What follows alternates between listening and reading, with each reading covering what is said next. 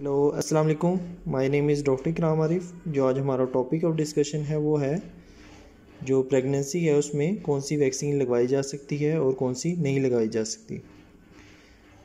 तो इसमें मैं सबसे पहले आपको बता दूं कि अभी भी आपको पता है कोविड-19 की जो वैक्सीन है उसके डिफरेंट ट्रायल जारी हैं। उसमें देखा जा रहा है कि कौन सी वैक्सीन किन लोगों में लगाई जा सकती है और किन में नहीं लगाई जा सकती।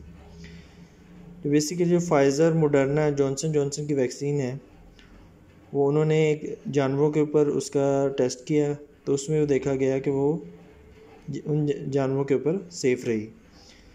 तो उन्होंने फिर ये डिक्लेयर किया कि ये जो फाइज़र, मॉडर्ना, जॉनसन जॉनसन की वैक्सीन है प्रेगनेंसी में लगवाई जा सकती है। उसके बाद ऑक्सफोर्ड या एस्ट्राजेनेका जो वैक्सीन है, जो एडिनो वायरस बेस्ड वैक्सीन है, ये बेसिकली जो वो पहले ये वैक्सीन जो है adeno virus based vaccine Ebola virus का जो पहले अटैक हुआ था उसमें भी ये लगाई गई थी। तो उसमें भी इसके सेफ फैक्ट देखे गए थे और इबोला वायरस जो वैक्सीन है वो भी प्रेगनेंसी में लगाई जा सकती है। तो इसलिए जो एस्ट्राजेनेका वैक्सीन है वो भी प्रेगनेंसी के अंदर लगाई जा सकती है। और जो चाइनीज़ वैक्सीन है, जो साइनोवैक या साइनोफार्म या डिफरेंट चाइनीज़ वैक्सीन है, उनके डिफरेंट टॉक्सिसिटी देखी गई है, वो प्रेगनेंसी में सेफ़ नहीं है।